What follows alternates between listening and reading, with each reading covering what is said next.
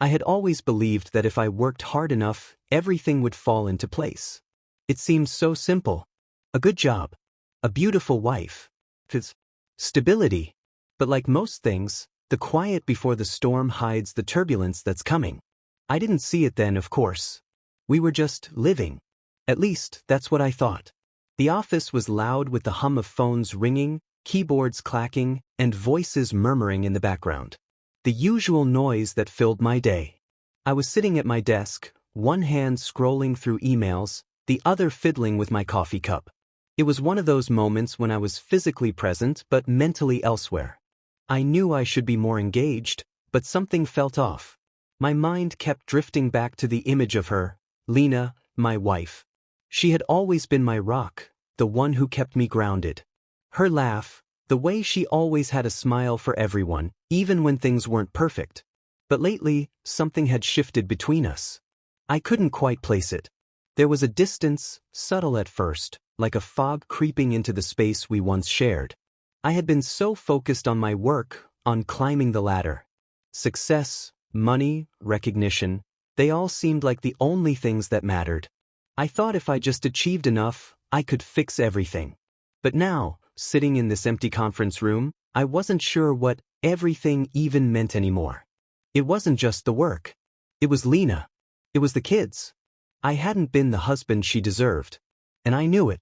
Deep down, I always knew. But every time I told myself I'd do better, something else would come up. A deal, a meeting, a new opportunity.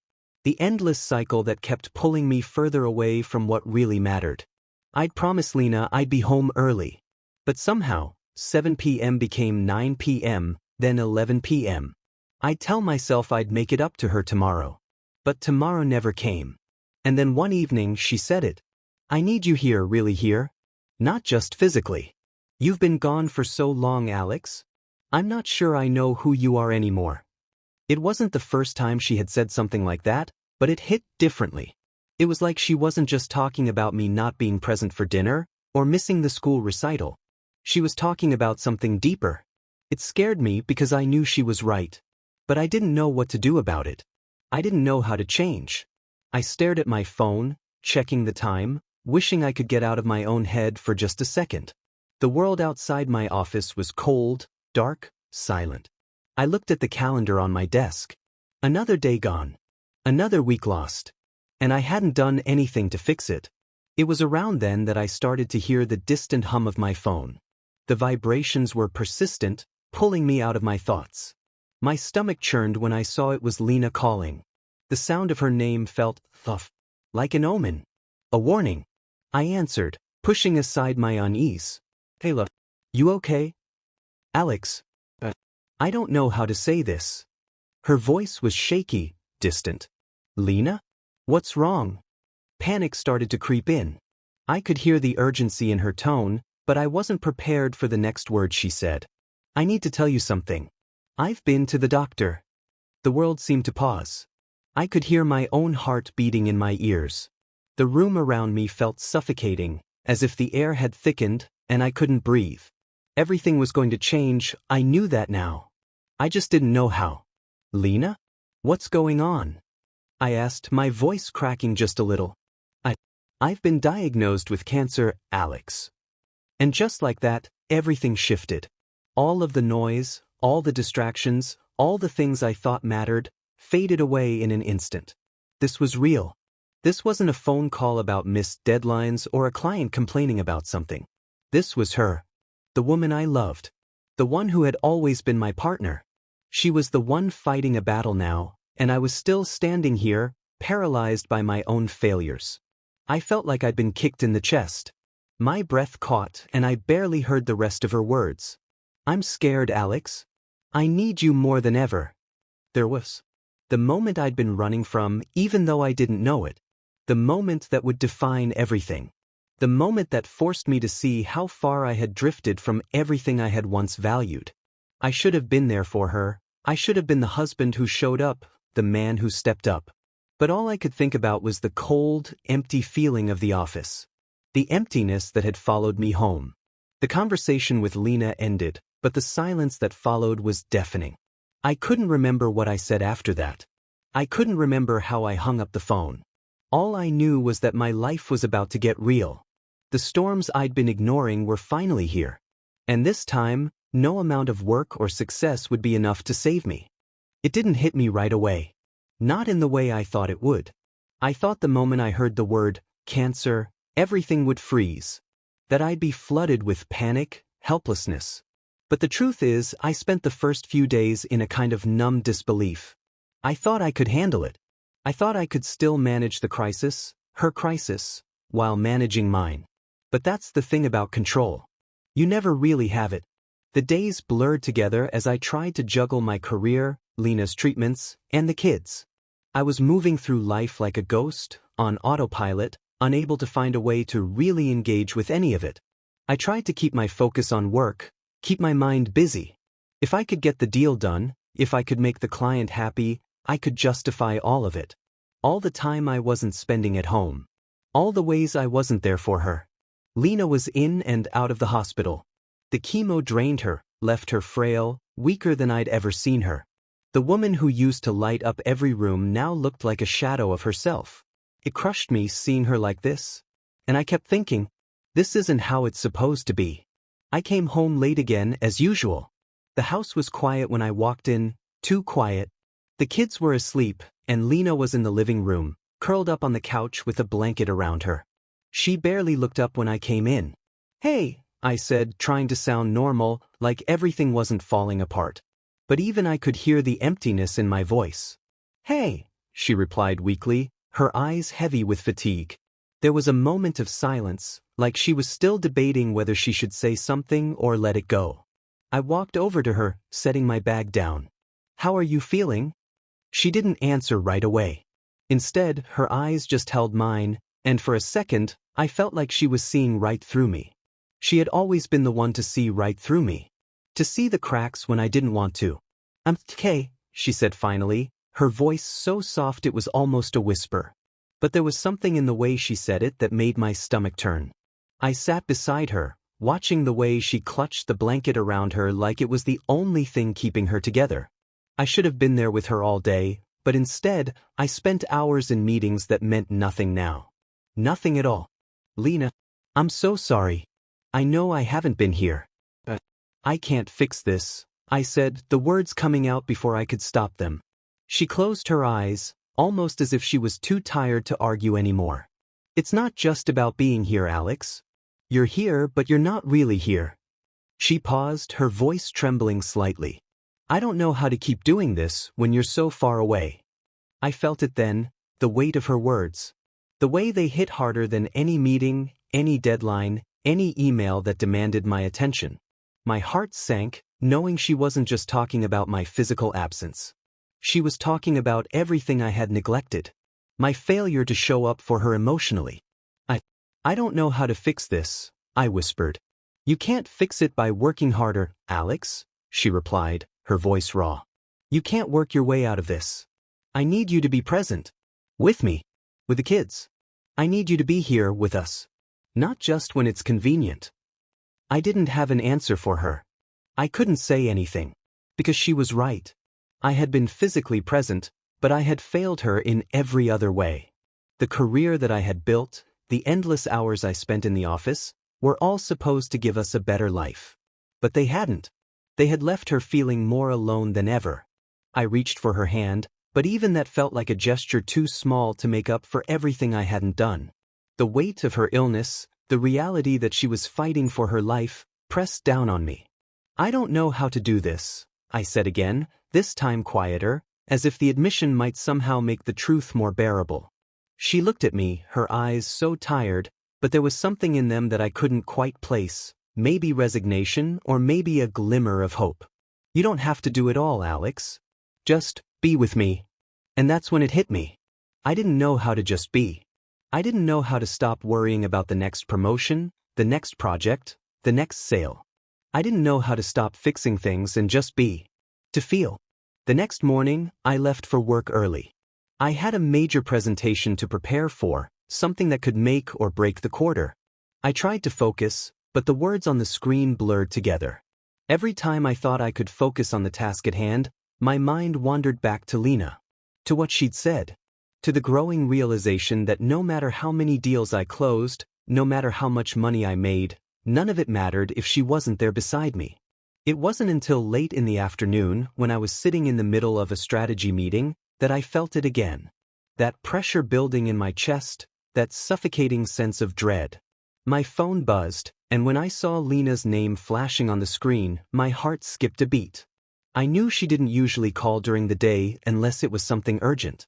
I stepped outside the conference room, answering the call before I even realized what I was doing. Lena? Alex? I don't know what to do. I'm not feeling well. I think I need to go to the hospital. And just like that, everything I had been pretending to juggle, work, ambition, success, came crashing down around me. I wasn't ready for this. I wasn't ready to face the truth that had been staring me in the face for so long. I hadn't been here, and now I might lose the chance to be. I'm coming. Stay right there. I'm coming, I said, rushing to grab my things.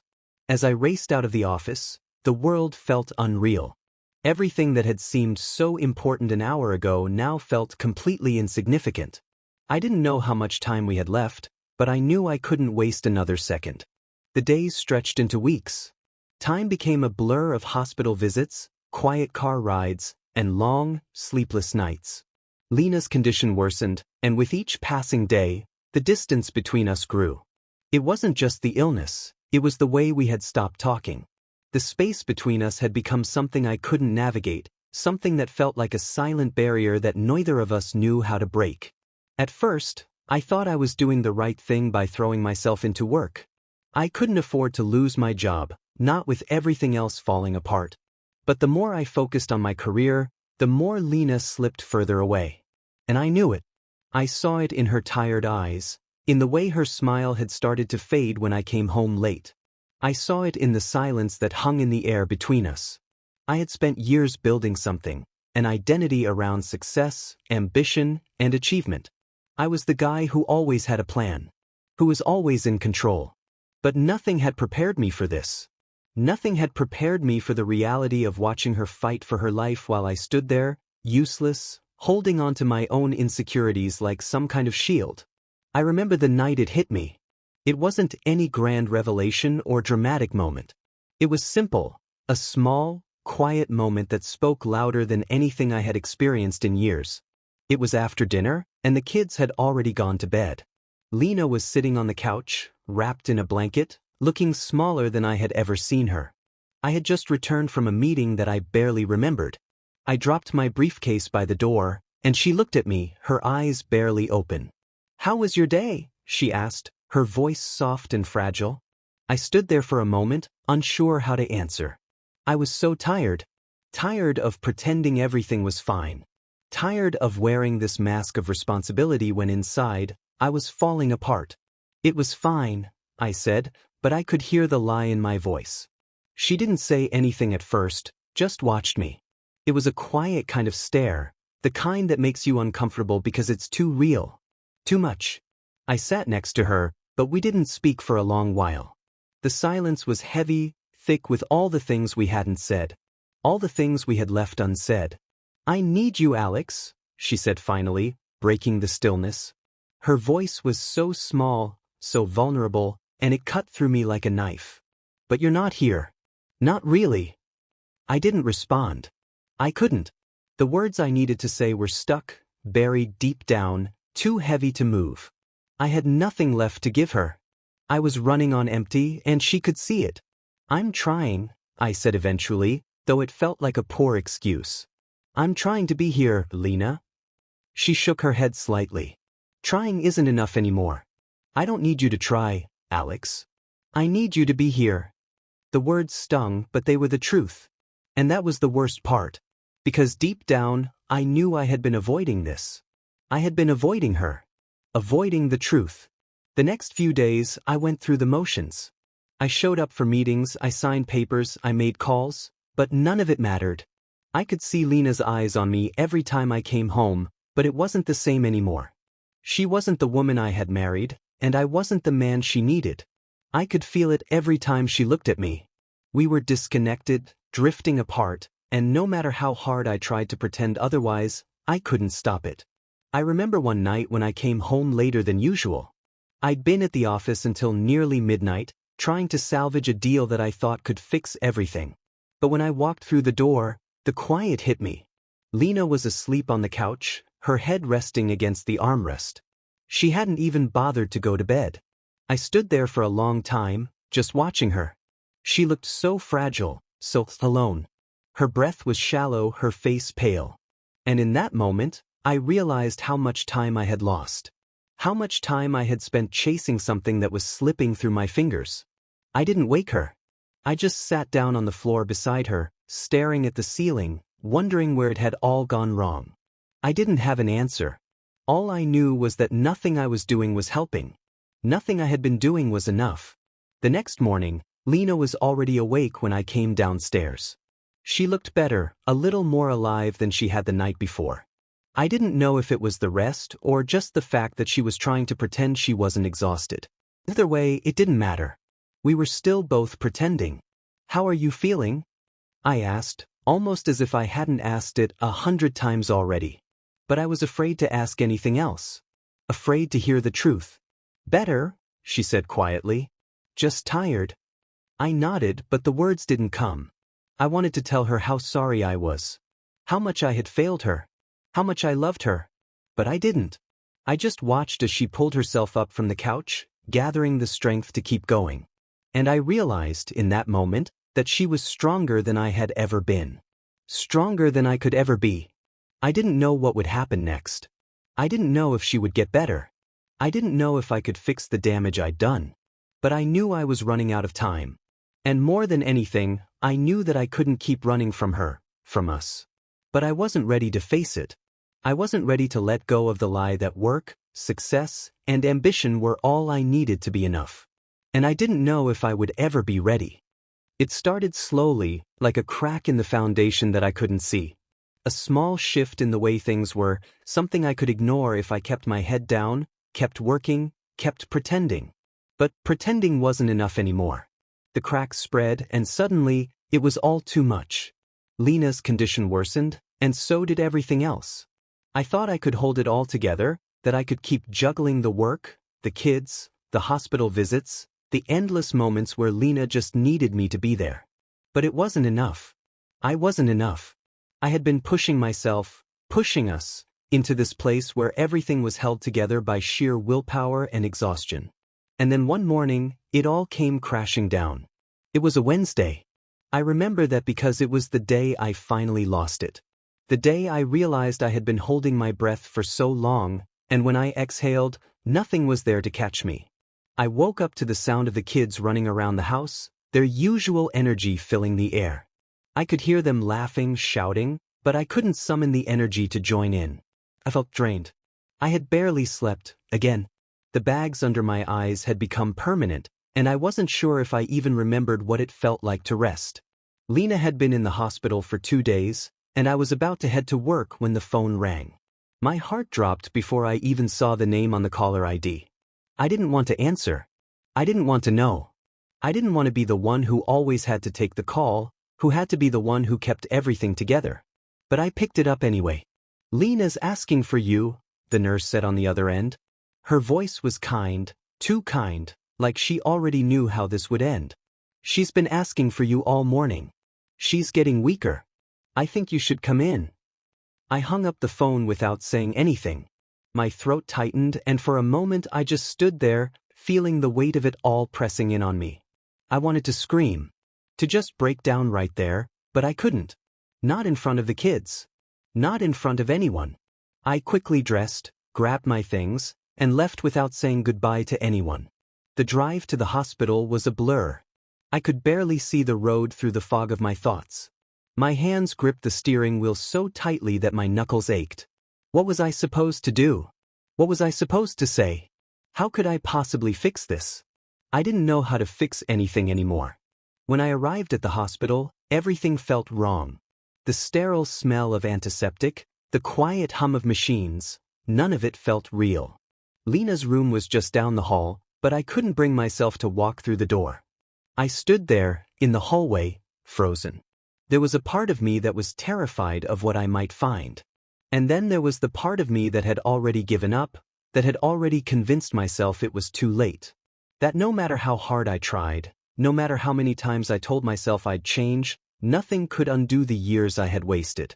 I finally pushed open the door. Lena was lying in the bed, her face pale and drawn. She barely looked like the woman I had married, the woman who had once laughed so freely. Her eyes were closed and her breath was shallow. The machines beside her beeped rhythmically, but they didn't bring any comfort. They just reminded me of how fragile she was, how fragile we all were. I stood there for a moment, just watching her. The silence was suffocating. Then she opened her eyes, slowly. And even though she was weak, even though she was so tired, she smiled.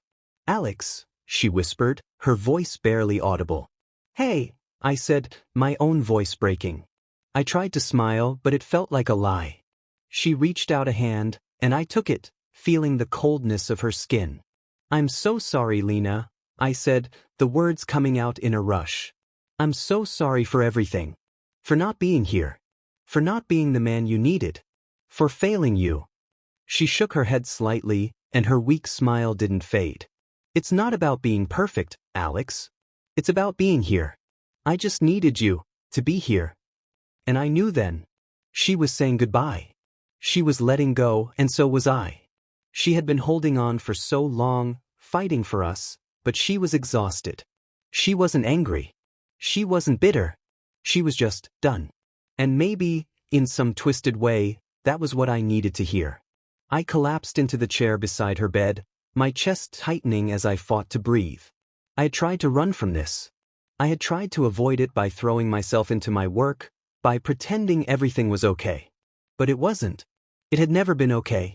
"I don't know how to live without you," I whispered, more to myself than to her. Lena squeezed my hand, her fingers weak but steady. "You don't have to do it alone. You'll find a way. You've always been strong, Alex. You'll get through this." But I didn't feel strong. I felt broken. And the worst part was that I knew it was my own fault. I had wasted all this time, chasing things that didn't matter. And now, it was too late to make it right. Lena's eyes fluttered closed, and I sat there, in the quiet of the room, watching her sleep. But it wasn't the peaceful sleep of someone who was at peace. It was the sleep of someone who was tired, who was ready to rest. And in that moment, I realized something I hadn't been able to face before. Lena had already let go. She had already come to terms with everything. It was me who was holding on. Holding on to guilt. Holding on to regrets. Holding on to the illusion that I could somehow fix everything. But I couldn't. Not anymore. Lena passed away later that night. And for the first time in months, I felt like I could finally breathe. I thought the hardest part was watching Lena fade away, but that was nothing compared to what came after.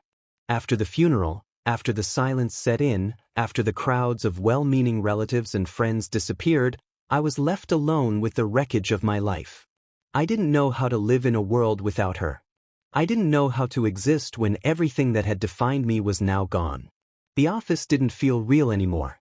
I would sit in my chair, surrounded by the same people, the same projects, but it all felt like noise. I wasn't really there. I was just going through the motions, pretending to be the man I used to be, pretending to care about the deals and the numbers and the clients. But none of it mattered. Not anymore. I was failing again. Only this time, it wasn't just Lena who was slipping through my fingers. It was me. The house felt empty without her. The space where we had lived, loved, fought, and dreamed was now hollow. I would sit in the living room, staring at the photos on the walls, the photos of us, of her, and the kids. And the questions came, relentless, tearing at me like the weight of 1,000 mistakes. Why didn't I change sooner? Why didn't I see what was slipping away? Why didn't I listen when she begged me to be there? Why was it always easier to focus on the next big thing, the next big opportunity, than to focus on the person who mattered most? I didn't have the answers. I didn't even know where to start looking for them. I spent the next few weeks lost in the fog. I couldn't sleep. I couldn't eat. I couldn't even remember what it felt like to breathe without a weight pressing down on my chest. The only time I felt alive was when I was with the kids. They were my lifeline. The only thing that kept me tethered to this broken world. But even with them, I couldn't escape the void that Lena's absence had left behind. One afternoon, I took a walk through the neighborhood, hoping to clear my head. The streets felt too quiet, the world too peaceful. It was hard to reconcile the calm around me with the storm that was raging inside. I had spent my entire life pushing for more, for bigger, for better. But now I felt lost. I ended up at the old cafe we used to visit. Lena and I had spent so many mornings there, sipping coffee, talking about everything and nothing at all. It was the kind of place that didn't need to say anything. It was just us, lost in the simplicity of being together. But sitting there now, it felt wrong. The chairs were the same, the barista smiled at me like I was just another customer, but everything had changed. I had changed, and I didn't know who I was anymore. I stared at the coffee cup in front of me, feeling the weight of the silence. And then it hit me, the thing I had been avoiding, the thing I didn't want to face. I didn't know who I was without Lena. I had spent so long defining myself by my career, by my ambition, by what I could provide, that I had forgotten who I was when I wasn't chasing something. I had forgotten what it meant to just be. To live for the simple moments. To be present. To be real. I didn't want to admit it, but I was terrified. Terrified that I had lost myself so completely that I might never find my way back. Terrified that I would live the rest of my life running from the truth of what I had become. I needed answers. I needed clarity. I needed to understand why I had let everything slip through my fingers. But I didn't know where to look. I found myself talking to people, friends, old colleagues, anyone who would listen. I needed to hear that I wasn't alone in this, that someone else had gone through the pain of loss and come out the other side. But what I got instead was silence. Everyone had their own problems. Everyone was too busy with their own lives to help me find mine. That's when I started to really look inward. I couldn't keep running from myself. I had to confront the truth. I had to confront the parts of me that I had ignored for so long. The parts of me that had prioritized success over love, ambition over connection. I had to understand where I had gone wrong and what I could do to start healing. I started by going through the things Lena had left behind. Old journals, photos, letters. It was painful at first. Every page, every picture, was a reminder of what I had lost. But as I read through her words, her thoughts, her hopes for the future, I began to see something I hadn't before. Something I had been blind to when she was alive. Lena had always known what mattered. She had always understood that love, family, connection, were the things that would sustain us. And I had missed it. I had been so wrapped up in building a future that I had forgotten to live in the present. It was in those quiet moments, reading her words, that I realized I was searching for something outside of myself to fix me. I was looking for answers in other people, in other places, but the truth was, I had to find the answers within me. I had to rebuild who I was, not by chasing success or proving myself to the world, but by reconnecting with the things that really mattered.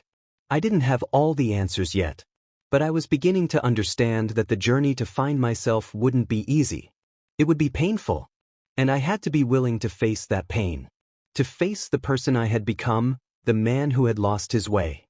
But for the first time since Lena's death, I felt a spark of hope. Not in the future, but in the present. In the moment I was in. I could change. I could rebuild. I could start living again, not for anyone else, but for me. It wasn't about fixing the past, it was about moving forward, one step at a time. The days were starting to blur again, but this time, it felt different. The fog I had been stumbling through was beginning to lift, just a little. I had spent weeks searching for answers, poring over old memories, trying to understand where I had gone wrong. But somewhere along the way, I realized that the answers I was looking for were never going to come from the past. They had to come from what I did next. I was no longer the man I had been. I had let that version of myself die with Lena. But who I was becoming, who I could become, was still up in the air. I wasn't sure what it looked like, or if I even had the strength to change, but something inside me had shifted. I had reached a point where I couldn't keep pretending anymore. I couldn't keep running from the truth that had been staring me in the face for so long.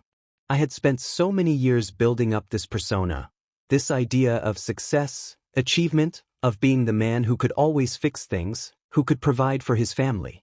But I was realizing that all of that was just a mask. A distraction from the parts of me I was too afraid to face. I had to start small. I couldn't fix everything at once. I couldn't undo the years I had lost, but I could start to rebuild. I could start to show up, really show up, without the need to prove anything to anyone. I had to stop hiding behind work, behind accomplishments, behind the idea that I had everything under control. I had to stop believing that my worth came from what I could do, instead of who I was. The change didn't happen overnight. It didn't even happen in one grand, dramatic moment. But it started with a simple decision: to be here. To be present, not just physically, but emotionally. To take the time to connect with my kids, to show them that they weren't alone. To show myself that I could be the kind of father they deserved. I started with the mornings. The kids had been through so much already, and I could see how much they were struggling. They missed Lena. They missed the way she used to make everything feel okay. I couldn't be her. I couldn't replace her. But I could show up. I could be there for them in a way I hadn't been before. The first morning I really did it, really committed to being present, was a quiet one. I woke up earlier than usual, before the sun had fully risen. I didn't rush to check my phone, didn't immediately jump into the never-ending cycle of emails and meetings. I took a moment for myself. And for the first time in months, I felt a sense of peace. It wasn't a solution to everything, but it was a step. A small one, but a real one. When the kids woke up, I was there. I didn't hide behind a cup of coffee or retreat to my office. I didn't use my work as a shield. I sat with them. I asked them how they were feeling. We ate breakfast together, and it wasn't perfect. It was messy and chaotic and a little awkward, but it was real. I could feel their uncertainty, their sadness. They were missing pieces of themselves just like I was. But I was there with them, and that was something. I started to realize that being there wasn't about fixing things. It was about showing up even when I didn't know what to do. The kids needed stability, and I needed to show them that I could be the father they needed. I wasn't perfect, and I never would be. But I could start by being honest with them, by letting them know that I was struggling too. That we were all grieving, but we were still together. And that together we could get through it. But even as I focused on my kids, I knew there was still something I needed to confront. My career. The thing that had defined me for so long. It felt like the last piece of the puzzle, maybe the hardest piece to put into place. I had been so focused on climbing the ladder, so obsessed with success, that I had forgotten why I started in the first place. I had been chasing the wrong things. One morning, after spending time with the kids, I found myself sitting at my desk, staring at the same emails, the same projects that had once seemed so important. The deadlines, the meetings, the constant pressure to do more, to be more. I couldn't escape the feeling that none of it really mattered. Not anymore. It wasn't just that I had lost Lena, I had lost myself. I had lost sight of what I cared about, what truly mattered to me. And now, I was faced with the choice to either keep pushing down this path of exhaustion and disillusionment, or to make a change. I didn't know exactly what that change would look like, but I knew one thing. I couldn't keep going like this. I couldn't keep pretending to be someone I wasn't, just to keep up appearances. I needed to find my purpose again. I needed to find the courage to step away from the things that were holding me back. The turning point came one afternoon when I walked into my boss's office. I had been avoiding this conversation for weeks, knowing that it was inevitable. I had been using work as a distraction, but I knew I couldn't keep ignoring the truth. "Alex, what's going on?" he asked, sensing the shift in me before I even said anything. "I need to take a step back," I said. The words felt strange, almost impossible to say out loud. But they were the truth. I've been running myself into the ground, and it's not helping anyone. Not my kids, not my team, and not me. My boss looked at me for a long moment. There was a flicker of surprise in his eyes, but no judgment. "So what do you want to do?" he asked, leaning forward in his chair. "I want to focus on what really matters," I said, my voice more sure than I had felt in months. "I want to be the kind of father I can be proud of. And I want to start living my life in a way that's about more than just work. I don't know what that looks like yet, but I can't keep doing this." For the first time, I felt a sense of relief. It wasn't an easy decision. It wasn't one I could make lightly. But it was the right one. I wasn't walking away from everything. I was walking toward something new. Toward a life that was about connection, about presence, about being true to myself. I left the meeting that day knowing that the hardest part was still ahead. I didn't have all the answers and I didn't know exactly what the future would look like. But I knew this. I was no longer running from the truth. I was finally ready to face it. And maybe, just maybe, that was the beginning of my real journey. I had spent so long trying to avoid this moment, pretending it wouldn't come. But there I was, standing in front of the one thing I had been running from for months, my own reflection. It wasn't the mirror in front of me that I feared, though. It was the person I had become, the man who had hidden from his pain, from his responsibility, from his own truth. I wasn't proud of that man, but I was staring him down, forced to face the mess I'd made. It had been a few weeks since I made the decision to step back from my career. I was trying to rebuild, trying to learn how to be present for the kids, to finally give them the attention they deserved. But I knew there was one more thing I had to face, one last piece of the puzzle that had eluded me for so long. And it wasn't just my career. It was her. It was Lena, or more accurately, the ghost of her that still lingered in the corners of my life, in every quiet room, in every photo frame. I had been running from the grief, from the guilt, from the anger I hadn't allowed myself to feel. I hadn't dealt with what had happened to us, the way I had failed her, the way I had failed us. I had done everything I could to keep it together for the kids, but I couldn't keep pretending forever. I had to confront the truth. I had to confront her. It was the middle of the afternoon when I decided to make the call. My hands shook as I dialed the number. I had put this off for so long, always finding an excuse not to, but now I didn't have a choice. I had to face the woman I had promised to love, to protect, to cherish, and who I had abandoned when she needed me the most. The phone rang 3 times before she picked up. "Alex?" Her voice was cautious, as if she wasn't sure whether to be angry, relieved, or confused. "Yeah, it's me," I said, my voice thick with the weight of everything I hadn't said. "I think we need to talk." There was a long pause, and for a second, I thought she might hang up. But then she sighed. "Okay," she said quietly. "Where?" I couldn't answer her with certainty. I didn't know where. But I knew one thing. I needed to see her. I needed to say the things I had never said. "I'll come to you," I said. "I'll be there in an hour." I hung up, my heart racing. I didn't know what I expected from this conversation, but I knew it would be hard. Harder than anything I had ever faced. But it was necessary. I couldn't keep living in this half-life of avoidance, of unspoken words and unresolved anger. The drive to her place was surreal. It was like I was moving through fog, barely aware of the world around me. I wasn't sure what I was going to say when I saw her, what words could possibly make up for everything I had done, everything I hadn't done? What could I possibly say that would make things right? I arrived at her apartment, a place I hadn't visited in months. It was quiet, almost too quiet, like the walls had absorbed all the conversations we had once had, conversations about the future, about our plans, about our love. I knocked on the door. When it opened, I didn't know what I expected.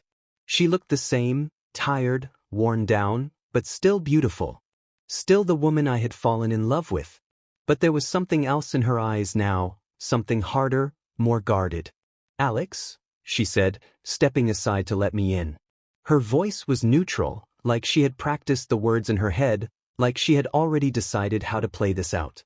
"Thanks for agreeing to meet," I said, trying to sound calm, trying to hide the anxiety that clawed at my chest. She nodded, closing the door behind me. We stood there for a moment, both of us unsure how to begin. "I've been thinking a lot," I said, breaking the silence. "About everything. About how I failed you. How I failed us." She didn't respond at first, just crossed her arms over her chest, studying me like she was trying to read the man in front of her. The man I had become. I wanted to apologize, wanted to beg for her forgiveness, but the words didn't come out. It wasn't that I didn't feel them, it was that I was afraid of what came next. Afraid that she might not want to hear them. Afraid that I was too late. "Do you really think saying sorry is enough, Alex?" she asked, her voice softer now, but there was still a bite to it. Do you really think that after all this time, all the years you've been gone, that a few words will make everything okay? I flinched at the rawness in her tone, at the hurt that I had ignored for so long. She was right. Saying sorry wasn't enough. It could never be enough. No, I admitted, finally finding my voice. I don't think that at all. But I'm not here to make excuses. I'm here to tell you the truth, for the first time in a long time. I'm here to tell you that I've been running from it. From you. From us. And I can't keep doing that.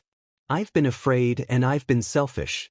I thought that if I just kept going, kept working, that it would all work itself out. But it didn't. She looked at me, and for a moment, I thought she might say something cutting, something final. But instead, she sighed. I don't know if I can forgive you, Alex, she said, her voice trembling now.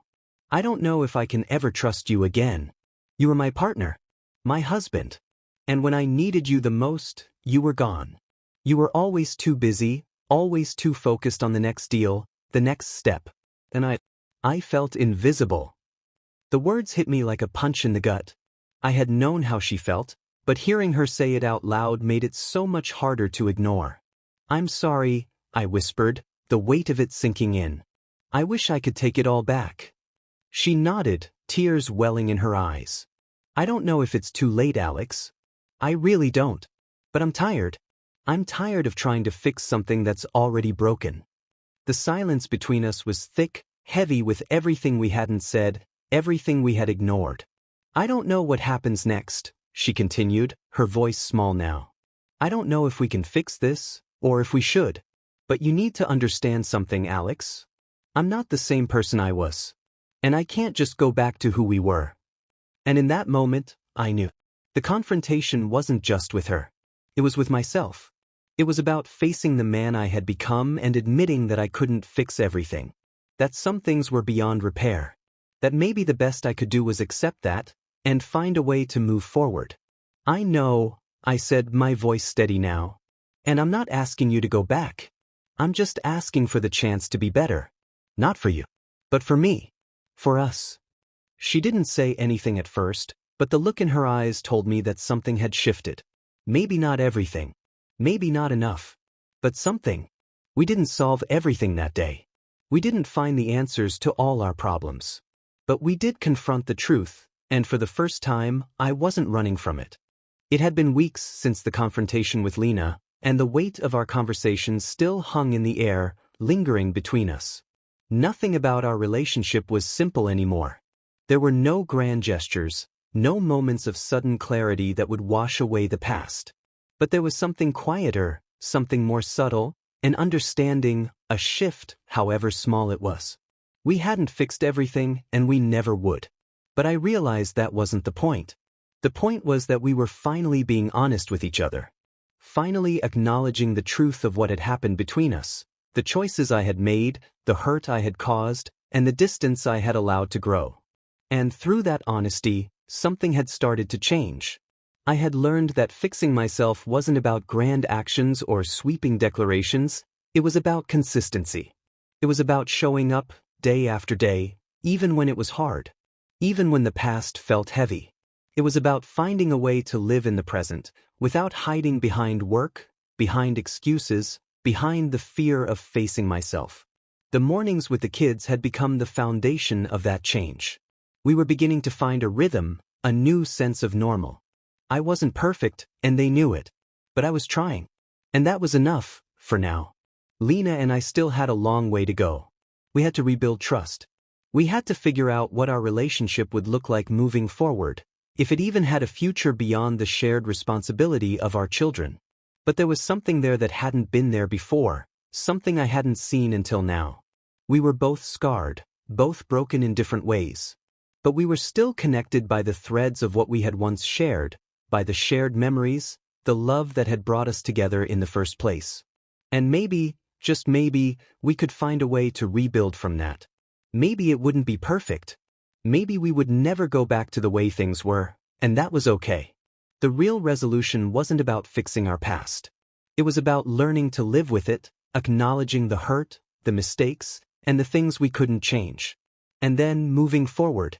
Slowly, carefully, but with the understanding that we were both still here. Still trying. The kids had started asking more questions about Lena, about what happened to her, about why things had changed. At first, I had avoided their questions, not knowing how to explain it all.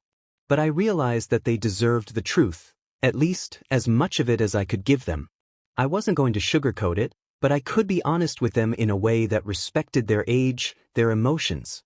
One night, after dinner, they asked again. The younger one, Ben, had the same look on his face that I used to have, the one that said he knew something was off, but couldn't quite put it into words. "Dad, why don't you and Mom talk anymore?" he asked, his voice tentative, the question hanging between us like a fragile thread. I took a deep breath, unsure of how to answer, unsure of what to say. But I knew I couldn't keep avoiding it. "Your mom and we've been through a lot," I started slowly, my voice tight with the emotion that had been building inside me. "We didn't always make the right choices. And sometimes, when you make mistakes, it takes time to figure out how to fix them." He didn't say anything, but I could see the wheels turning in his head. His face was a mixture of confusion and understanding, and for a moment, I was afraid he might start asking questions I wasn't ready to answer. But he just nodded. I think we're both trying to get better," I added quietly. "We're trying to be better for you guys. And that's what matters. No matter what happens, I'm always going to be here for you." And for the first time in a long time, I believed it. The conversation wasn't easy, but it was real. And I realized then that the hardest part of all this wasn't the grief, or the guilt, or even the fear of not being enough. It was acceptance. Accepting that I couldn't change the past, but I could change how I moved forward. Accepting that I didn't have all the answers, but I could keep trying. Lena and I still talked, still checked in on each other, and I could feel the subtle shift in our relationship. It wasn't perfect. There were days when the pain of the past resurfaced, when we both felt the weight of what had been lost. But there were also moments of grace, small moments, like the quiet conversations in the kitchen, the glances we exchanged when we were both watching the kids play, moments that felt like they had meaning. I wasn't sure where we were headed, whether we could find our way back to each other or if this was just the beginning of a new chapter. But I knew that for the first time in a long time, I was present. I was here.